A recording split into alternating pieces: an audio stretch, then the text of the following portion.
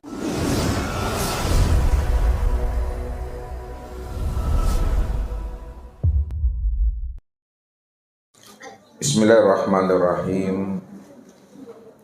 Assalamualaikum warahmatullahi wabarakatuh.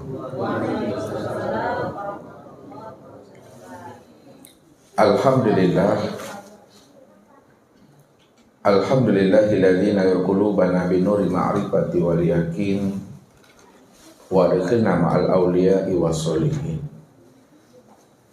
Wassalatu wassalamu ala sayyidina Muhammadin nabiyyi sayyidil mursalin wa ala alihi wa sahbihi rasulillahi ajma'in.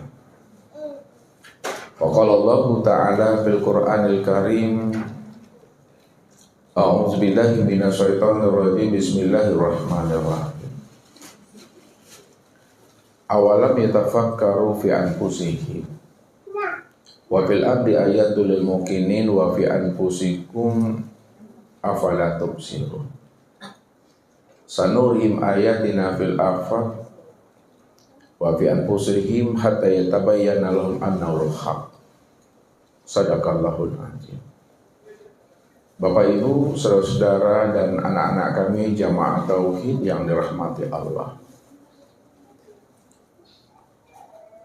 Ma'rifat seorang hamba belum dikatakan sempurna ma'rifatnya kepada Allah sebelum dia mengenal akan dirinya dan mengenal akan asal usul dirinya.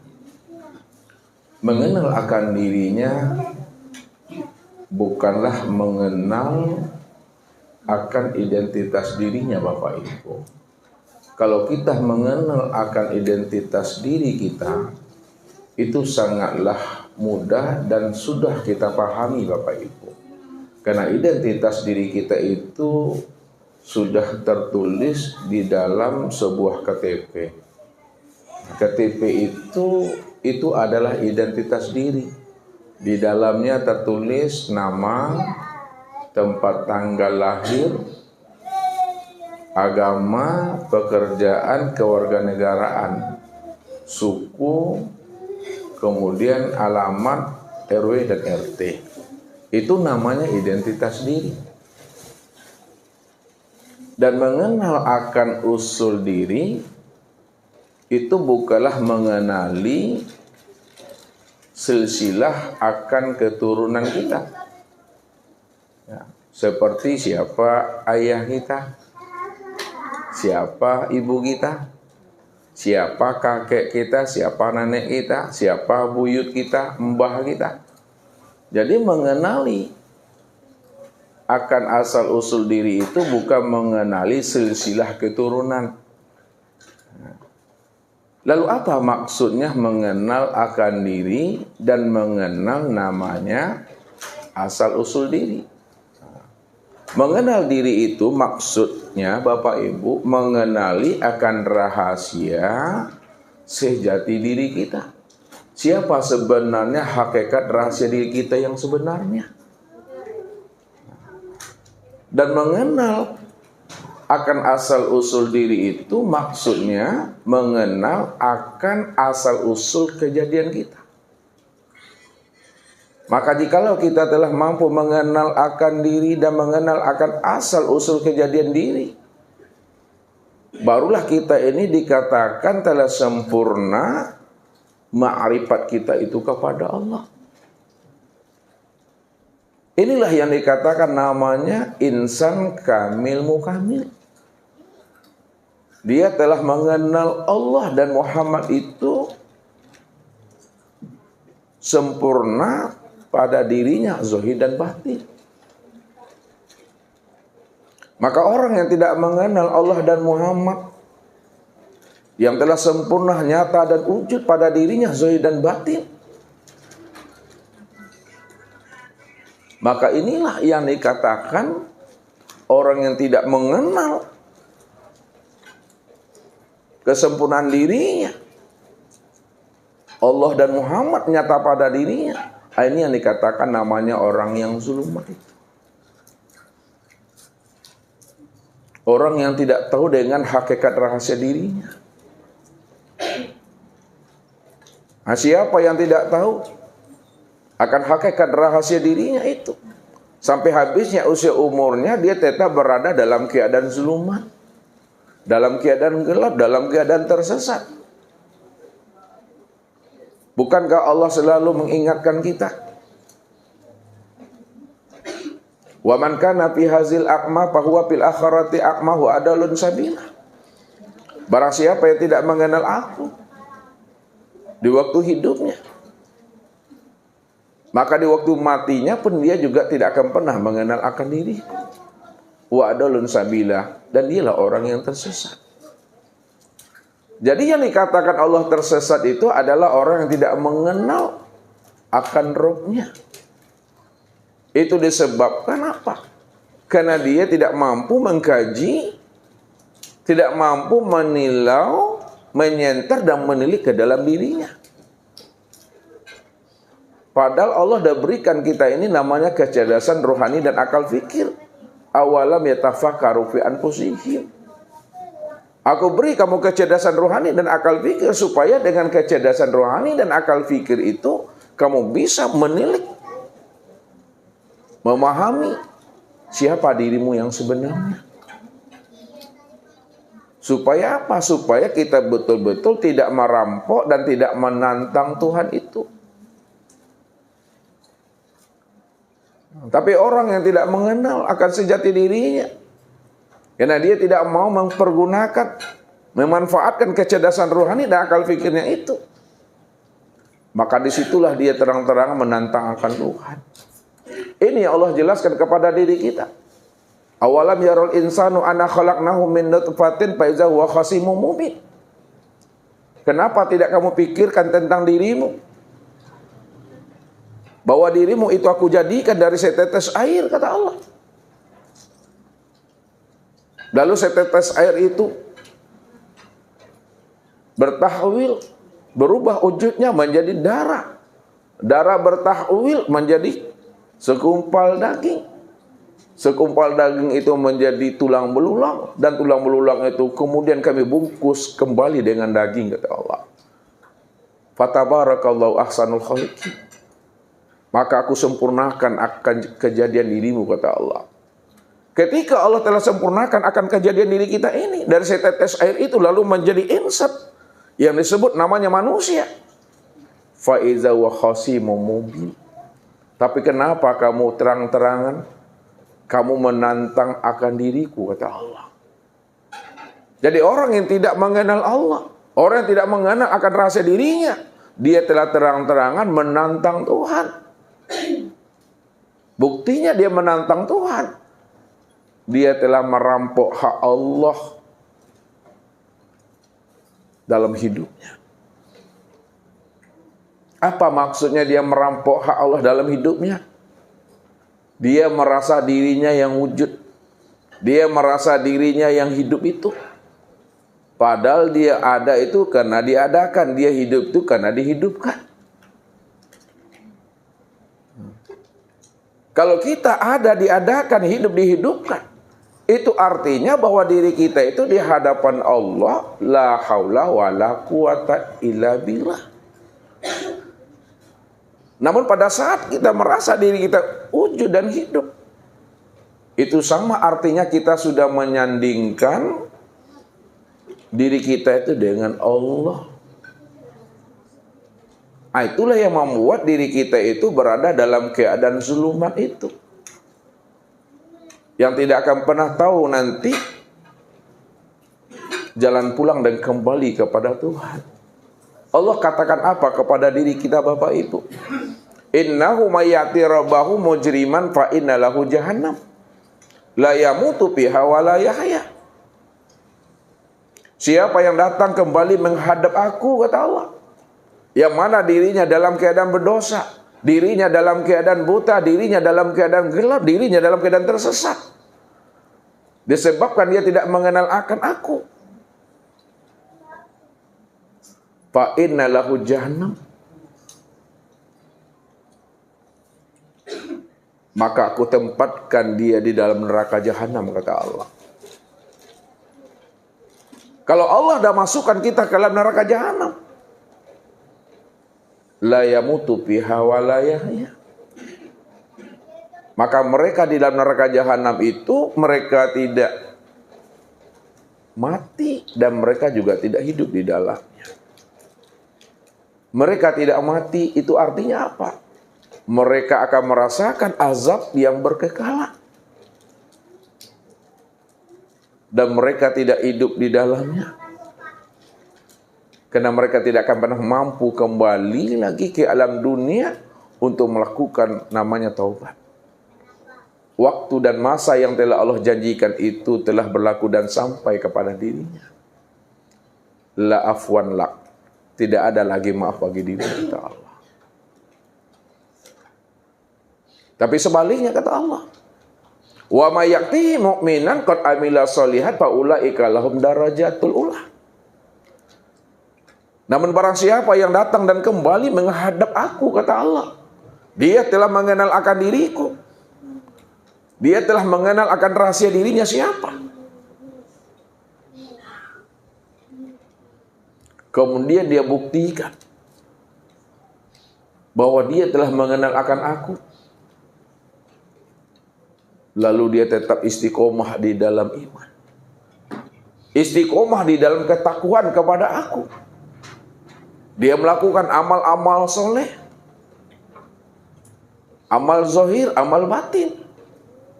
Lalu istiqomah dia melakukan amal soleh zahir dan batin sampai habisnya usia umurnya. Meninggalkan cangkangnya, meninggalkan kesingnya. Meninggalkan alam dunia dan alam syahadah ini. Faulaika lahum darajatul ula. Maka kami tinggikan derajatnya kata Allah. Kami tinggikan makomnya. Kenapa Allah tinggikan makom dan derajatnya? Karena mereka itu telah diangkat Allah dan telah diakui Allah dirinya sebagai Habibullah. Sebagai kekasihnya Allah. Makanya kekasih Allah itu udah sekian banyak hambanya Bapak Ibu. Kekasih Allah itu hanya satu saja. Kekasih Allah itu hanya seorang saja Bapak Ibu. Mana yang dikatakan kekasih Allah? Itulah yang bergelar namanya Muhammad. Muhammad itulah Habibullah. Maka siapa Muhammad? Jadi kalau kita tidak mengenal Muhammad, baik secara zahir maupun secara batin, bagaimana Nabi Muhammad akan mengakui kita sebagai umatnya? Dan bagaimana pula Allah akan mengakui kita sebagai hambanya kalau kita tidak mengenal Allah? Jangan kita ngaku-ngaku di hadapan Allah, kita ini hambanya, kita ini kekasihnya, kita ini Habibullah.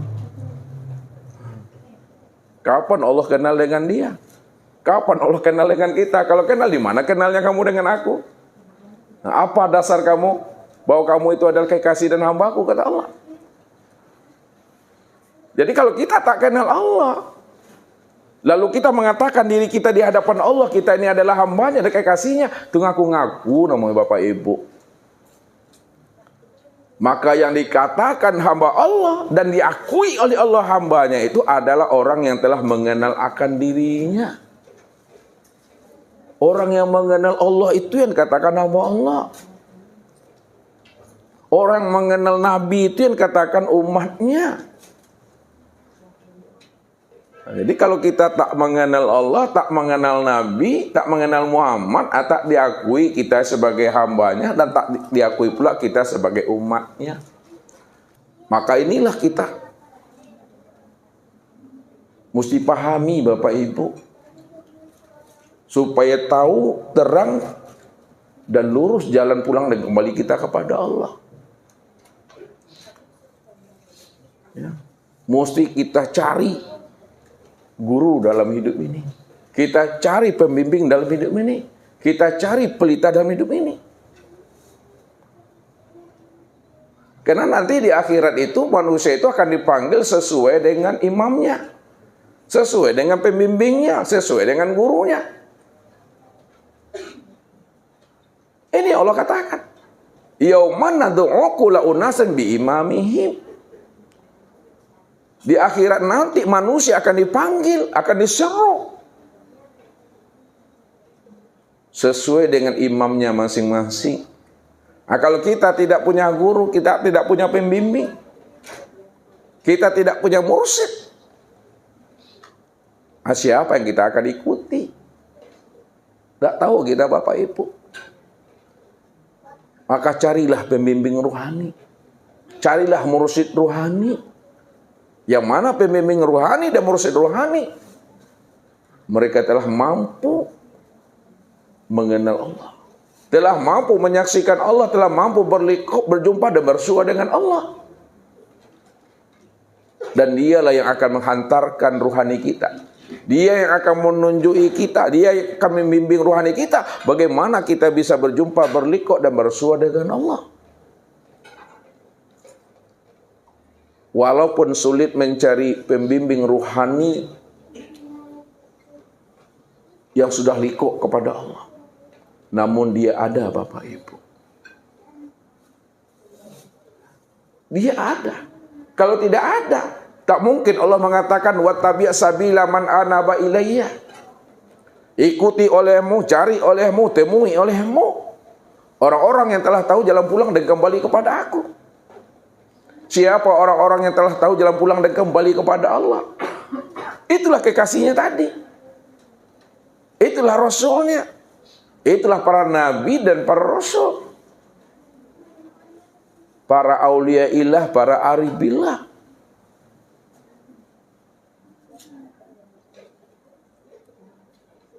Karena mereka lah sebenarnya wasilah kita untuk bisa kita wusul kepada Allah. Maka inilah penekanan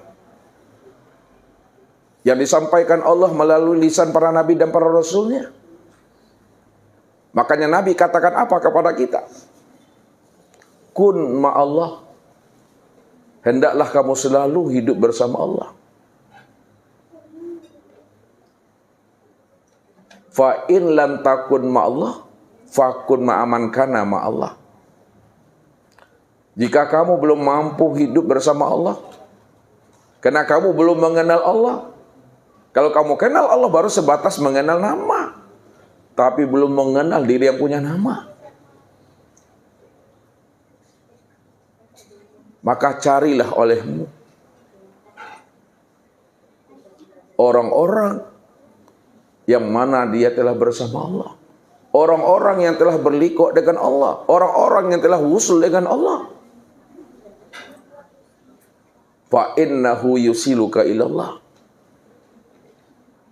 Maka orang-orang yang telah wusul kepada Allah, orang-orang yang telah liqah bermusyahadah dengan Allah, dialah yang mampu membimbing kita. Dia yang akan mampu menuntun kita, membimbing dan menuntun rohani kita ini bagaimana kita ini bisa wusul kepada Allah. Karena dia tahu caranya menghantarkan diri kita ini bisa berjumpa kepada Allah. Itu tanggung jawabnya.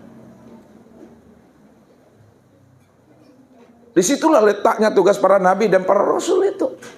Tugas para aulia ilah. Menghantarkan umat ini bagaimana sampai kepada Tuhannya.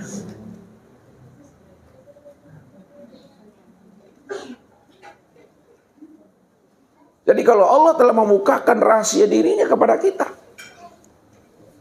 maka saulah ilmunya, ambil ilmunya, kuras ilmunya. Walaupun kita datang kepadanya dengan jalan merangkak, dengan umur yang sudah 40 tahun, umur 40 tahun itu udah umur kerasulan tuh. Ya, apalagi udah umur 50 tahun, umur 60 tahun. Tak kenal kita dengan Allah, baru kenal nama juga baru. Tak tahu kita jalan pulang dan kembali kepada Allah. Sulit Bapak Ibu.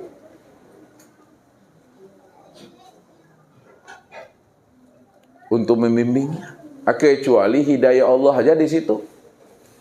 Makanya Allah bilang kita. Apa kata Allah? Faman yahdillah fahuwal muhtadi. Barang siapa yang aku beri dia hidayah dan petunjuk. Aku pilih dia sebagai kekasihku. Fahwal muqtadi, beruntunglah dia. Jadi orang yang dipilih Allah sebagai kekasihnya, maka dia orang yang beruntung.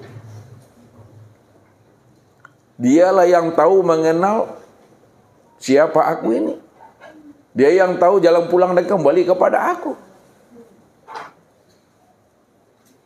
Wa may yudlil falan tajida lahu waliyan mursyida. Tapi siapa yang tidak aku beri dia hidayah dan petunjuk, kata Allah,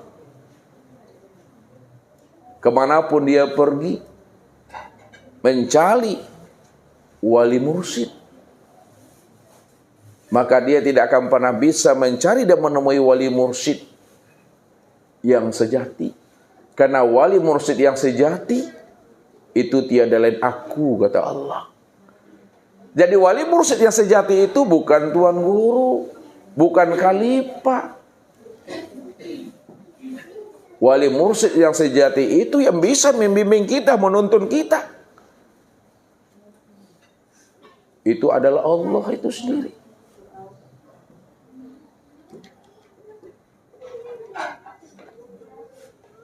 Maka disitulah kita wajib mencari wali mursyid yang sejati itu. Namun untuk mencari mursyid yang sejati ada jalannya. Itulah yang ditunjuki oleh Allah, yang dihantarkan Allah kepada kita. Itulah para nabi dan para rasul. 124.000 nabi itu adalah wasilah yang akan menghantarkan kita. Bagaimana kita bisa berjumpa dengan dirinya. Dari 124.000 nabi itu Bapak Ibu dipilih lagi yang terbaiknya 315. Dari 315 itu dipilih lagi yang terbaiknya 25. Dari 25 itu dipilih lagi yang terbaiknya 5. Dari yang 5 itu dipilih yang terbaiknya adalah 1. Itulah Muhammad Mustafa Rasulullah, junjungan kita Nabi besar Muhammad sallallahu alaihi wasallam. Kenalilah Muhammad itu, zahir dan batin, Bapak Ibu. Karena Allah telah membukakan rahasia diri beliau. Allah dah membukakan juga akan rahasia diri kita ini. Apa kata Allah? Wa asbaghu alaikum ni'amahu zahiratan wal batina. Aku dah sempurnakan nikmatku kepada dirimu zahir dan batin. Kalau kamu ingin kenal Muhammad, kenalilah Muhammad yang zahir, kenalilah Muhammad yang batin. Kenali Muhammad yang majazi, kenali Muhammad yang hakiki. Kalau kamu kenal ingin dirimu, kenalilah dirimu yang majazi, kenali pula dirimu yang hakiki. Kenali dirimu yang zahir, kenali pula dirimu yang batin. Kalau kamu ingin kenal aku, kenalilah aku secara zahir, kenalilah aku secara batin. Begitulah Allah bukakan rahasia itu. Kenali Allah, kenali Muhammad, kenali Adam, kenali insan. Siapa insan, siapa Adam, siapa Muhammad, siapa Allah. Itu wajib. Mesti kita pahami. Supaya apa? Supaya lurus dan terang jalan pulang dan kembali kita kepada Allah, Bapak Ibu. Maka malam ini Bapak Ibu, kita akan mencoba untuk memahami dan mengenali siapa diri, siapa asal usul diri, supaya sempurna makrifat kita kepada Allah. Supaya sempurna pengenalan diri kita ini kepada Allah. Jadi makrifat itu bukanlah pada kata-kata, makrifat itu bukan pada retorika bahasa. Pandainya kita bicara, pandainya kita menata kata, bukan itu Bapak Ibu.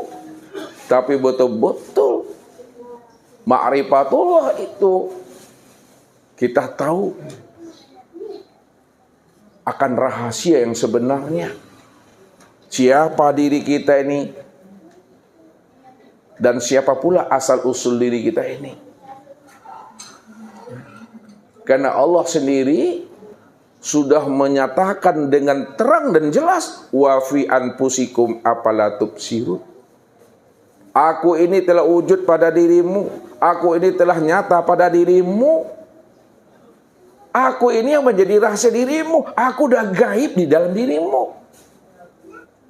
Makanya untuk mengenal akan aku, bongkar rahasia dirimu. Keluar kamu dari dirimu. Kalau kamu udah bongkar dirimu, kamu udah keluar daripada dirimu, pasti kamu kenal akan aku itu. Ana fi abdi, zahirun rabbi fi batni abdi.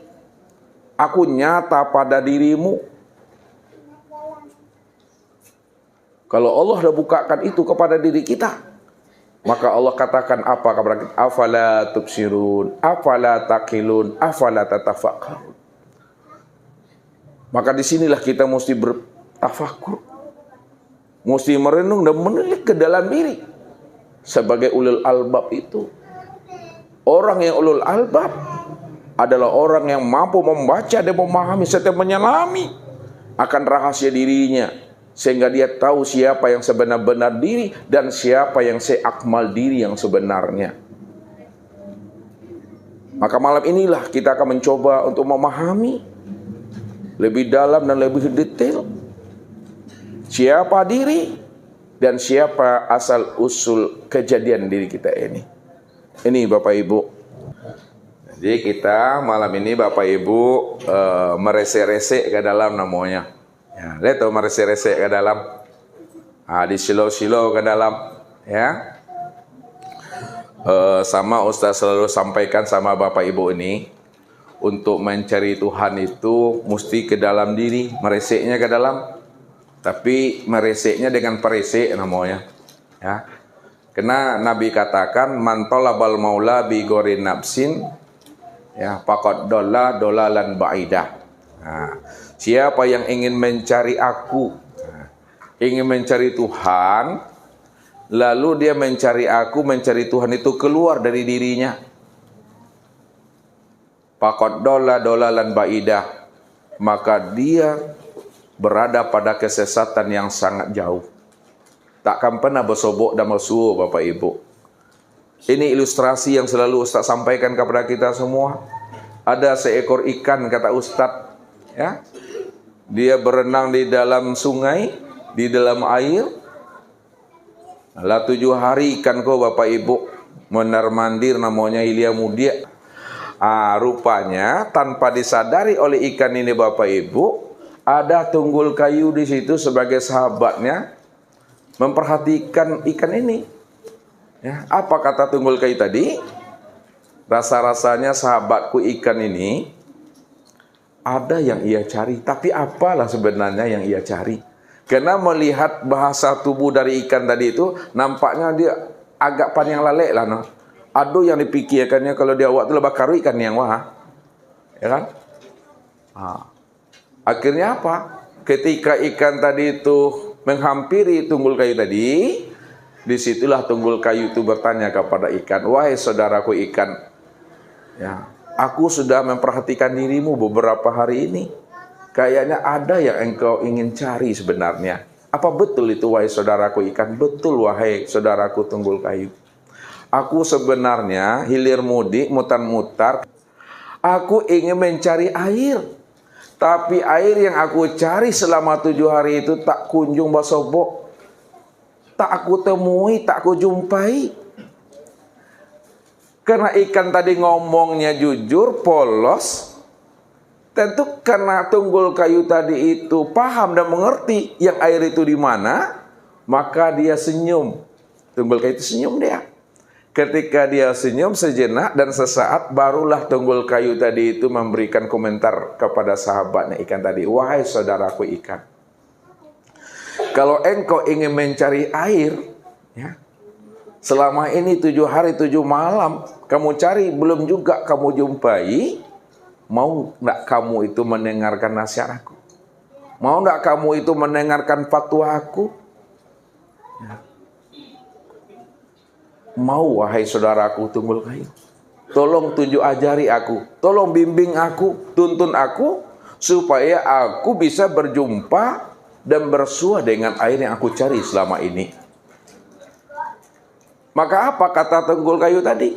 Baiklah saudaraku ikan, kalau engkau ingin mencari air, maka mulai hari ini, mulai saat ini, mulai detik ini, kamu iqra ke dalam diri. Kamu berwukuf ke dalam diri. Kamu bertafakur ke dalam diri. Jangan kamu mutar-mutar, jangan kamu pergi, iqra ke dalam diri. Bertafakur ke dalam diri. Masuk kamu ke dalam gua Hira. Masuk kamu ke dalam Masjidil Haram. Masuk kamu ke dalam lembah tua. Kalau kamu sudah iqra bertafakur ke dalam diri, ke gua Hira, aku pastikan kamu akan berjumpa dengan air yang kamu cari selama ini. Baiklah saudaraku Tunggul Kayu, kata ikan tadi, mulai saat ini aku akan dengarkan nasihatmu dan aku akan praktekkan dan aku akan amalkan sekarang. Ikan itu Bapak Ibu bertafakur dia. Nah, berwukuf dia ke dalam diri. Tenang, tilik ke dalam diri. Dirasa-rasakannya. Setelah ikan itu menilik, bertafakur ke dalam diri. Disitulah ikan tadi itu kaget Bapak Ibu. Kagetnya apa? Rupanya air yang ia cari selama ini tidak di mana-mana. Karena ia selama ini telah berada di dalam air. Enggak dia sadari bahwa selama ini dia hidup di dalam air, dia berenang di dalam air, nggak tahu dia. Baru dia sadar bahwa hidup di dalam air, berenang dalam air, setelah dia iqra ke dalam dirinya. Dia berwukuf ke dalam dirinya, dia bertafakur ke dalam dirinya, dia beruzlah ke dalam dirinya. Barulah dia berjumpa dan bersua dengan air itu. Artinya, kalau kita ingin mencari Tuhan, ingin mengenal Tuhan, maka iqra-lah ke dalam diri, bertafakurlah kita ke dalam diri, beruzlah kita ke dalam diri, seperti ikan bertafakur, beruzlah ke dalam dirinya ini.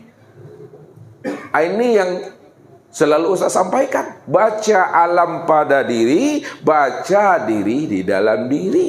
Di dalam diri ada diri, di dalam diri ada rahasia diri. Di dalam rahasia diri itulah aku berdiri dengan sendirinya. Qiyamu binafsi, ana fi abdi, ana fi nuri, zahiran rabbi fi batni abdi. Aku wujud pada dirimu, aku menjadi rahasia dirimu.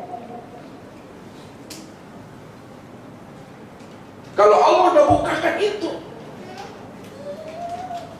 rahasia dirinya kepada diri kita, maka iqra-lah kita ke dalam diri kita ini. Insya Allah akan berjumpa kita Bapak Ibu. Nah, ini kita coba memahaminya, siapa diri kita ini. Jadi dengan rasa memahaminya Bapak Ibu, jangan main akal. Kalau main akal Bapak Ibu panjang-panjang leleknya beko. Le tahu panjang-panjang lelek? Ah, tuh ah.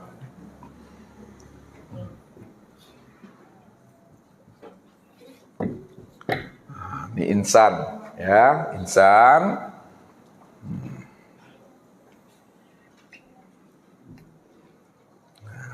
Jadi supaya kita ini kenal dan sempurna makrifat kita kepada Allah, jalannya yang pertama kenali dulu diri. Yang kedua, kenali asal usul kejadian diri.